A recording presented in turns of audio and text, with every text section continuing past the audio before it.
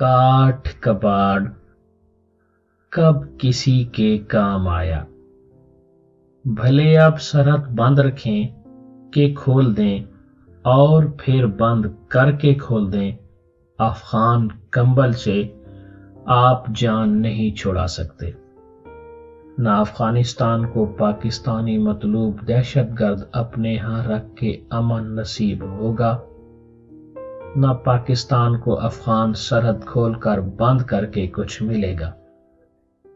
इतने बरस से तीसरे के हाथों लहू लुहान होने और एक दूसरे के नीचे से कालीन खींच खींच कर गिराने से पहले क्या मिला, जवाब मिल जाएगा। काश मुल्कों को पहिए होते तो कम से कम 3 ममालिक भारत, पाकिस्तान, अफगानिस्तान एक दूसरे को कभी का अंटार्कटिका तक नहीं तो बहरे हिंद में जरूर धकेल चुके होते। मगर मुश्किल ये है कि रिश्तेदार और हमसाए जैसे भी हों, बर्दाश्त ही मुकद्दर है, वरना बीच की दीवार ढाने से दोनों ही एक दूसरे पर पूरे पूरे खुल जाते हैं। अगर इतनी सामने की बात भी इन हुकूमतों की समझ में आ जाए तो ये इलाका जन्नत ना हो जाए। लाहासिल धींगा मुश्ती जारी रखिए, मगर सांडों की लड़ाई में जो घास और अवाम कुचली जा रही है, इसे तो परे कर दें। अगर बकौल अफगान हुकूमत 25,000 अफगान शहरी सरहद पार तबी व रोजगारी व रिश्तेदारी वजूहात के सबब अचानक सरहद बंद होने के फैसले से फंस के रह गए हैं, तो इन्हें तो स्क्रीनिंग करने के बाद घर वापस जाने दीजिए। जो माल बरदार ट्रक इस सरहदी नागहानी के नतीजे में दोनों जानिब खड़े खड़े अपनी अजनास समेत गल सड़ रहे हैं, उनकी गुल्लो खलासी का तो रास्ता निकल आए। अगर दोनों हुकूमतें यानी पाक अफगान अपने अपने 76 और 85 दहशतगर्दों की दो तरफा हवालगी चाहती हैं, तो उसके लिए बातचीत जरूरी है। एक दूसरे के सामने आज से पहले अकड़ने से क्या हासिल हो गया जो अब हो जाएगा। इस दुनिया में तो हर मुल्क अपने अपने दहशतगर्दों की फहरिस्तें लिए दूसरे के पीछे घूम रहा है, मगर दूसरे पर रोक डालने के लिए अपने पांव पर बार बार कुल्हाड़ी मारने का फन पाकिस्तान और अफगानिस्तान जैसे बाकियों को सीखने की हसरत ही रहेगी। मालूम है अफगान हुक्मरान ड्यूरेंटल लाइन नहीं मानते, मगर उन्होंने कभी इस लकीर को मिटाने के लिए फौजें भी तो नहीं भेजी। हाँ, मालूम है पाकिस्तानी एस्टेब्लिशमेंट के नजदीक अफगानिस्तान स्ट्रेटेजिक डिपेथ का दूसरा नाम है, लेकिन सरहद से चंद मील परे कैंप सजाए दुश्मनों की गोशमाली के लिए सर्जिकल स्ट्राइक्स के बारे में सोचा तो बहुत गया, मगर कभी हुई नहीं। तो फिर ऐसी बातें तानों की तरह एक दूसरे के मुंह पर मारने और तरह तरह की सुइयां तरह तरह से चुभूने से क्या हासिल होता है।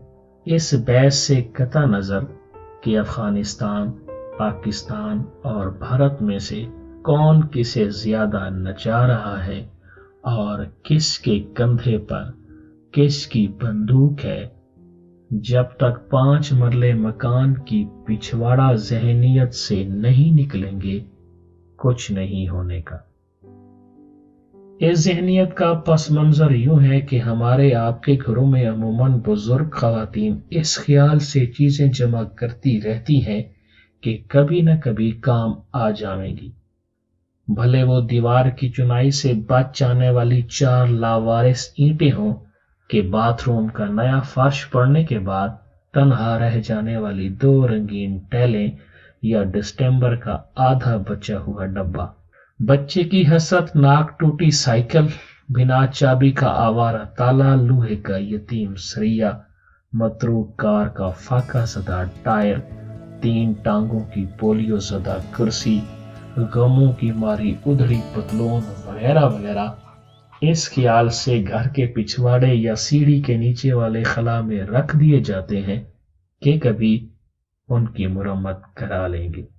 پلاسٹک کے خالی شاپرز تہہ کر کے گدوں کے نیچے اس امید پر گھسا دیے جاتے ہیں کہ وقت بے وقت ضرورت پڑ سکتی ہے، مگر 99% آزمائی بات ہے کہ ان اشیاء کو جمع کرنے اور سیند کے رکھنے والے ایک دن ضرور اسرائیل کے کام آ جاتے ہیں، مگر یہ فضول نادر اشیاء کبھی کسی کام نہیں آتے سوائے فالتو میں گھر کی جگہ گھیرنے کے۔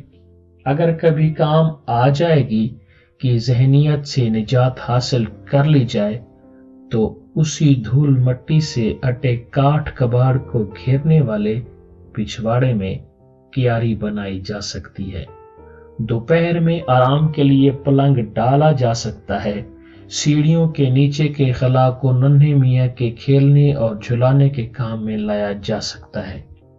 آپ کو نہیں لگتا کہ بھارت ہو کہ پاکستان کہ افغانستان یا ان جیسے دیگر ممالک ہوں، ہر جگہ کبھی آڑے وقت میں کام آ جائیں گی؟ ذہنیت رکھنے والے ہی حکمران ہیں جنہوں نے نو آبادیاتی دور کا کاٹ کباڑ سینت کے رکھا ہوا ہے۔ ان حکمرانوں کی نسلیں بدل جاتی ہیں مگر کاٹ کباڑ اپنی جگہ سے نہیں ہلتا، بلکہ ہر آنے والا اور اضافہ کرتا چلا جاتا ہے۔ نتیجہ یہ ہے کہ دوسرے کی زندگی تنگ کرنے کے چکر میں اپنے رہنے کی جگہ بھی تنگ سے تنگ تر ہوتی جا رہی ہے۔ ان میں سے ہر کوئی دوسرے کو بے وقوف ثابت کرنے کے مشن میں خود کو بے وقوف بنا رہا ہے۔ دنیا کی آنکھوں سے اپنا حال دیکھنے کے بجائے اپنی آنکھوں سے دنیا کو دیکھنا اور پھر یہ ضد کرنا کہ دنیا بھی وہی دیکھے جو ہمیں نظر آ رہا ہے، یہ قومی حکمت عملی نہیں، نفسیاتی عارضہ ہے۔ یہ اکڑ نہیں، علاج مانگتا ہے۔ ہر بار ایک ہی راستے پر چل کر بھٹکنا اور اگلی بار یہ سوچ کر چلنا کہ اس بار نہیں بھٹکوں گا، اسے قصد سفر نہیں، پاگل پن کہتے ہیں۔ کیا اسی دنیا میں تائیوان اور چین، فرانس اور جرمنی، ویتنام اور امریکہ اور جاپان نہیں بستے، جنہوں نے اپنی دشمنیوں کو ماضی کے برتن میں دائمی دودھ پلا پلا کر پالنے اور ایک دوسرے کو نیچا دکھانے کے لیے کاٹھ کباڑ جمع کرنے کی ذہنیت کو طلاق دے کر اپنے قومی ترقیاتی مقاصد کے حصول کے لیے یکسوئی خرید لی؟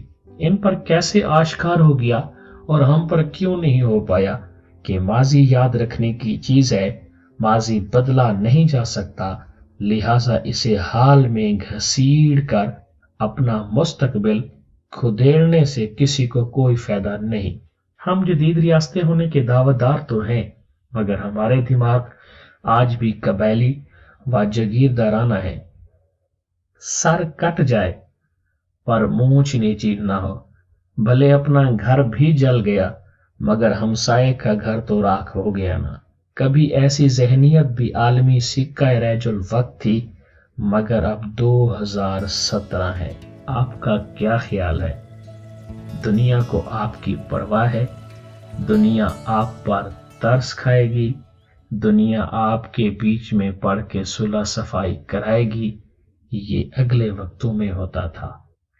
آج کسی کے پاس فرصت نہیں کہ اپنی صلیب بھی اٹھائے اور آپ کی بھی۔